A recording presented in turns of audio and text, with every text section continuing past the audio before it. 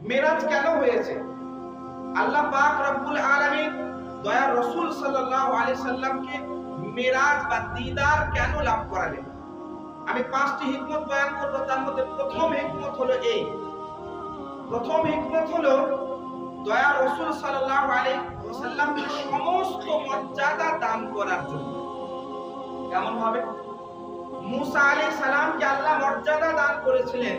উনি কোহে তুর পাহাড়ে গিয়ে আল্লাহর সঙ্গে কথোপকথন করেছেন। यानी हजरत मूसा अलैहिस्सलाम को अल्लाह ने ये मोजेजा अता किया था या ये रहमत अता की थी कि वो कोहे तूर में जाकर रब्बुल आलमीन से हम कलाम होता था। हजरत ईसा अलैहिस्सलाम के अल्लाह मर्यादा दान করেছেন कि উনাকে আল্লাহ পাক চতুর্থ আসমানে উঠিয়ে নিয়েছেন। হযরত ইদ্রিস নবী আলাইহিস সালাম এই নবীকে আল্লাহ মর্যাদা দান করেছেন। উনি বললেন খোদা আমি জান্নাতে যেতে চাই, রব্বুল আলামিন তিনাকে জান্নাতে প্রবেশ করিয়ে দিয়েছিলেন। এই যে ভিন্ন ভিন্ন নবীকে আল্লাহ ভিন্ন ভিন্ন মর্যাদা দান করেছেন। দয়ার রাসূল সাল্লাল্লাহু আলাইহি সাল্লামকে মহান খোদা মেরাজ করালেন, দিদার করালেন, যাদের সব মর্যাদা যে ভিন্ন ভিন্ন নবীকে দান করেছেন, আলাদা আলাদা ভাবে নবীদেরকে দান করেছেন। আল্লাহ পাক নিজের মাহবুবকে সব মর্যাদা বরং তার চেয়ে বেশি মর্যাদা যাতে দান করেন। আল্লাহ পাক রব্বুল আলামিন দয়ার রাসূল সাল্লাল্লাহু আলাইহি সাল্লামকে মেরাজ রজনীতে জান্নাতের সৈর করালেন। জান্নাতে উনি দিদার করলেন, জাহান্নামের উনি দিদার করলেন, মুসা নবীর দিদার করলেন, ঈসা নবীর সঙ্গে দেখা করলেন, ইয়াহইয়া নবীর সঙ্গে দেখা করলেন, ইদ্রিস নবীর সঙ্গে দেখা করলেন, ইব্রাহিম নবীর সঙ্গে দেখা করলেন, আদম নবী আলাইহিস সালাতু ওয়াস সালামের সঙ্গে দেখা করলেন, সিদরাতুল মুনতাহা দেখলেন, এমনকি সমগ্র আসমানের সফর করলেন। জান্নাতের সফর করতে হয়ে আল্লাহ পাকের দিদার লাভ করলেন। তাহলে অন্যান্য নবীকে যে ভিন্ন ভিন্ন ভাবে আল্লাহ পাক মর্যাদা দান করেছিলেন, দয়ার নবীকে আল্লাহ সব মর্যাদা একই ভাবে দয়ার হাবিবকে দান করবেন। তো এটা হলো প্রথম হিকমত, যে কারণে আল্লাহ পাক রব্বুল আলামিন দয়ার নবীর মেরাজ দান করলেন। দ্বিতীয় হিকমত কি, যে কেন মেরাজ হলো? দ্বিতীয় হিকমত হলো এই, সবাই আমরা জানি আদম নবী আলাইহিস সালাম এসেছেন, উম্মতিদেরকে বলেছেন যে আল্লাহ এক, জান্নাত সত্য, জাহান্নাম সত্য, পরকাল সত্য, হাসর নাসর সত্য। হযরত ঈসা আলাইহিস সালাম এসেছেন, নিজের উম্মতকে বলেছেন আল্লাহ এক, জান্নাত সত্য, জাহান্নাম সত্য। হযরত ইয়াহইয়া আলাইহিস সালাম এসেছেন, মুসা আলাইহিস সালাম এসেছেন, ঈসা আলাইহিস সালাম এসেছেন।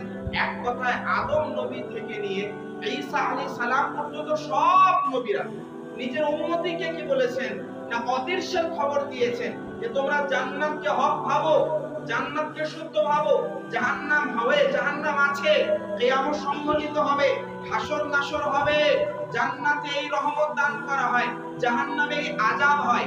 এই যে অদৃশ্যের খবর সব নবীরা দিয়েছেন, সব রাসূলরা দিয়েছেন নিজের উম্মতিদেরকে। কিন্তু ওনারা কি সরাসরি জান্নাতে গিয়ে জান্নাতকে দেখেছেন? না। সব নবীরা কি সরাসরি জাহান্নামকে দেখেছেন? সরাসরি না। সব নবীরা কি আসমানে গিয়ে জান্নাত জাহান্নামের দিদার করার পরে এসে উম্মতদেরকে খবর দিয়েছেন? না। তাহলে অন্যান্য সব নবীরা আদম নবী থেকে ঈসা নবী পর্যন্ত সব নবীরা এই অদৃশ্যের খবর সংবাদ দিয়েছেন, সাক্ষ্য দান করেছেন যে আমি সাক্ষ্য দিচ্ছি যে জান্নাত হলো সত্য, আমি সাক্ষ্য দিচ্ছি যে জাহান্নাম হলো সত্য। এইভাবে অন্যান্য সব নবীরা বলেছেন। একটা কথা ভেবে দেখেছেন, সাক্ষ্য সম্পূর্ণ হয় সরাসরি দেখার পর বা কারোর কাছ থেকে শোনার পরে। আপনি হয়তো সাক্ষ্য দিবেন যে অমুক জিনিসটা আছে, আপনি যদি নিজে দেখেন তো ওই সাক্ষ্যটা বেশি পরিপূর্ণ হয় কিনা। কোন নবী বলে দিল মানে মানতে হবে, এটা ওয়াজিব। কোন উম্মতকে নবী বলে দিল মানে মানতেই হবে, এতে কোনো সন্দেহ নেই। কিন্তু আমি একটা উদাহরণ দিচ্ছি, সাক্ষ্য পরিপূর্ণ কখন হয়? যখন আপনি কোনো জিনিস দেখলেন বা সম্পূর্ণভাবে শুনলেন, তারপরে যখন সাক্ষ্য দিবেন ওটা হয় কি পরিপূর্ণ। তো আদম নবী থেকে ঈসা নবী পর্যন্ত সব নবীরা সরাসরি জান্নাত জাহান্নামের দিদার করেন নাই। আল্লাহর আলামিন ওহীর মাধ্যমে বলেছেন, নবীগণ বান্দার মাঝে উম্মতের মাঝে প্রকাশ করেছেন, কিন্তু রব্বুল আলামিন এমন এক নবীকে পাঠালেন এবং অন্যান্য নবীরা যে সাক্ষ্য দান করেছেন ওই সব সাক্ষ্যগুলো যাতে পরিপূর্ণ হয়ে যায়, সব সাক্ষ্যগুলো যাতে সম্পূর্ণ হয়ে যায়, যাতে সরাসরি কোন নবী দেখে, তাই রব্বুল আলামিন দয়ার নবীকে দেখালেন, দয়ার হাবিবকে দেখালেন, নিজের মাহবুবকে সফর করালেন, জান্নাতের সফর করিয়ে জাহান্নামের সফর করিয়ে নিজের দিদার করিয়ে উম্মতকে বলার জন্য বলে দিলেন, এ আমার উম্মতিরা, জান্নাত হলো হক, আমি দেখেছি, জাহান্নাম হলো সত্য, আমি দেখেছি, জাহান্নামে আযাব হয়, আমি দেখেছি, জান্নাতে আল্লাহ নিয়ামত দান করবে, আমি দেখেছি। অর্থাৎ রব্বুল আলামিন দয়ার হাবিবকে দেখিয়ে সাক্ষ্যটাকে অন্যান্য নবীরা যে সাক্ষ্য দিয়েছেন সব গাওয়াহি, সব সাক্ষ্য যাতে সম্পূর্ণ হয়ে যায়, আমাদের হাবিব, আমাদের নবী ওটা সম্পূর্ণ করেছে।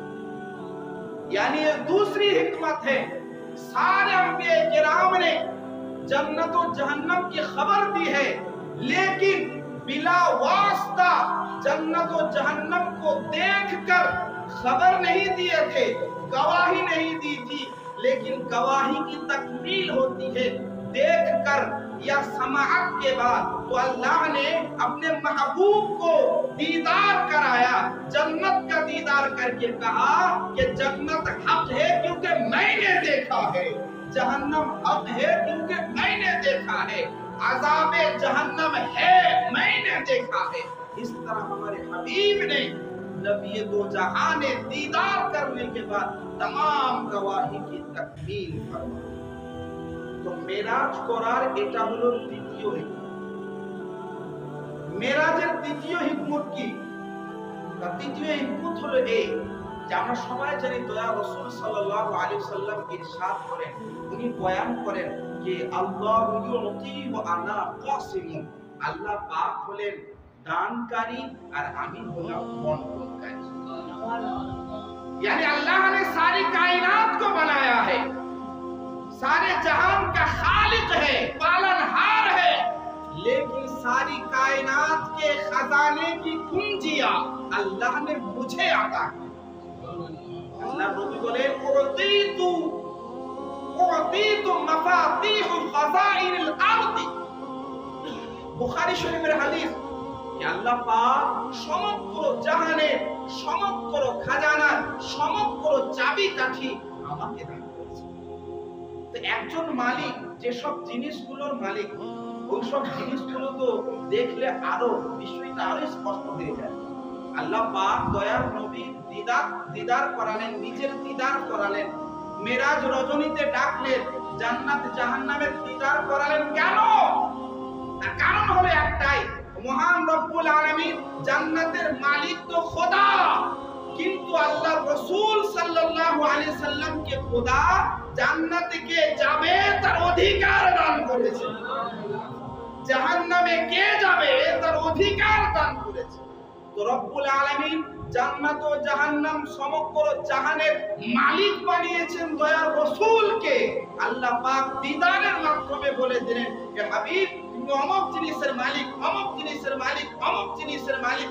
শাফাআতের কান্ডারি নবী রব্বুল আলামিনের দরবারে যখন সুপারিশ করবেন, খোদা আমার অমুক উম্মতিকে তুমি জান্নাতে দাও, রব্বুল আলামিন বলবে হে মাহবুব আমি তোমাকে জান্নাতের মালিক বানিয়ে দিয়েছি, যাও ওকেও জান্নাতে দিয়ে দিও।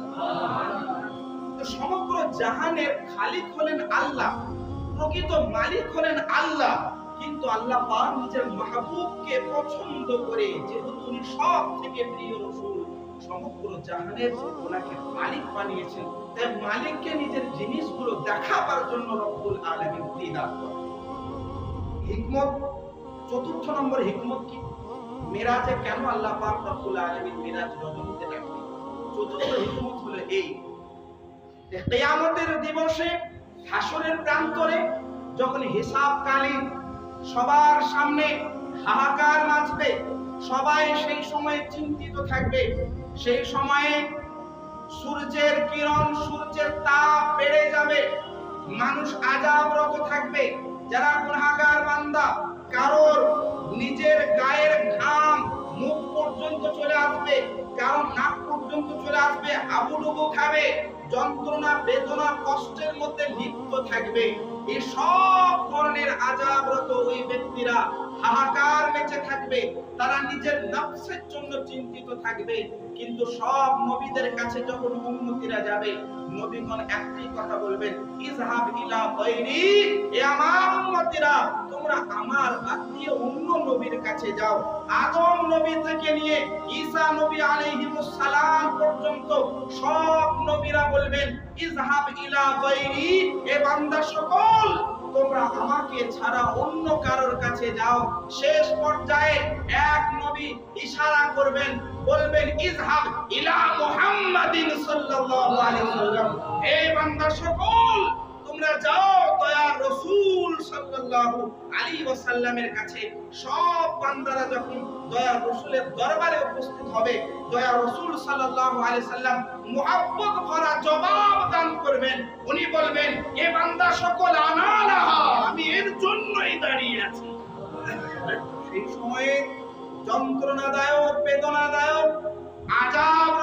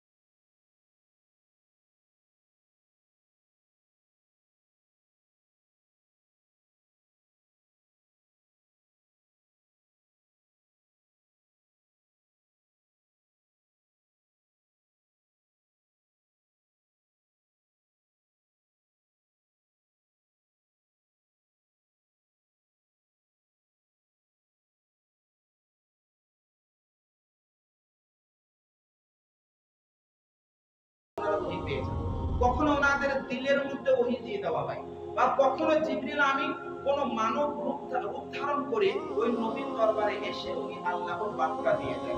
এইভাবে অনেক ভাবে নবীদের কাছে ওহী আছে। কিন্তু সম্পূর্ণ সবথেকে উত্তম যে পদ্ধতি আর সবথেকে সেরা সবথেকে বিশেষ যে পদ্ধতি ওহীর, সেটা কি না কোনো মাধ্যম ছাড়াই সরাসরি আল্লাহর কাছ থেকে ওহী প্রাপ্ত হবে। কোনো মাধ্যম ছাড়াই সরাসরি আল্লাহ পাকের কাছ থেকে, মাধ্যম ছাড়াই সরাসরি আল্লাহর কাছ থেকে ওহী পাবো। আল্লাহ পাক দয়ার নবীকে ডাকলেন যাতে কোনো মাধ্যম, কোনো ওয়াস্তা না থাকে আল্লাহ মাহবুব ও মুহিবের মাঝখানে, দয়ার নবীর মাহবুব ও মুহিবের মাঝখানে যাতে কোনো রকমের বাধা, কোনো মাধ্যম, কোনো ওয়াস্তা না থাকে, সরাসরি যাতে রব্বুল আলামিন নিজের মাহবুবকে ওহী দান করেন, তার জন্য দয়ার নবীকে আল্লাহ ডাকেন। রিওয়ায়াতের মধ্যে আছে সূরাতুল বাকারার শেষ অংশ একটি আয়াত আছে, আমানার রাসূলু বিমা উনজিলা ইলাইহি। এই যে আয়াত আমানার রাসূল যে আয়াত, এই সম্পূর্ণ আয়াতখানা কোনো মাধ্যম, কোনো ওয়াস্তা ছাড়া দয়ার নবীকে রব্বুল আলামিন সরাসরি বলেন আমানার রাসূল, মানে এই আয়াতখানা, বাণীখানা সরাসরি নবীকে দান করেছেন। আর একটি রিওয়ায়াতের মধ্যে আছে সূরাতুদ দুহা, ওয়াদ-দুহা ওয়াল-লাইলি ইযা সাজা। এই যে সম্পূর্ণ আয়াত, অর্থাৎ দয়ার নবীকে সরাসরি এই সূরাটা দান করেছেন। অপর রিওয়ায়াতের মধ্যে আরো একটি সূরা, আলাম নাশরাহ লাকা সাদরাক, হে হাবিব আমি আপনার সিনা মুবারককে রহমতে ইলাহির জন্য সম্পূর্ণভাবে খুলে দিয়েছি। এই সূরাখানাও আল্লাহ পাক রব্বুল আলামিন সরাসরি দয়া নবীকে দান করেছেন। तो पांचवी हिकमत क्या हुई कि अल्लाह पाक रब्बुल आलमीन ने जन्नत और जहन्नम का सैर कराया, अपना जो दीदार कराया, उसकी पांचवी हिकमत ये है कि ताकि बिला वास्ता महबूब अपने मुहिब से वही बिला वास्ता हासिल करे। और रिवायत में आया है ये जो तीन बातें मैंने बताई, आमन रसूल जो सूरतुल बकरा की आयत है, ये बिला वास्ता अल्लाह ने अता फरमाई। सूरतुल दुहा और सूरह अलम नशरह लक ये पूरी सूरत के बारे में है कि अल्लाह ने बिला वास्ता अपने महबूब को नाज़िल फरमाया। এইভাবে আরো অনেক হিকমত হতে পারে। দেখুন আল্লাহ পাক দয়া রাসূলকে কেন ডাকলেন, এর মধ্যে কি হিকমত আছে এ তো খোদা এবং তার হাবিবই জানে, বাকি অন্য কেউ জানতে পারবে না। কিন্তু ফুকাহায়ে কেরাম, উলামায়ে কেরাম, মুহাদ্দিসিনে ইসলাম কোরআন হাদিস সামনে রেখে যে হিকমত বয়ান করেছেন, ওই পাঁচটি হিকমত আপনাদের সামনে উপস্থাপন করলাম যে দয়া রাসূল সাল্লাল্লাহু আলাইহি সাল্লামের মিরাজ এই জন্য হয়েছে। আমাদের সবাইকে এই মিরাজ রজনীটা স্মরণে রাখতে হবে। আর মিরাজের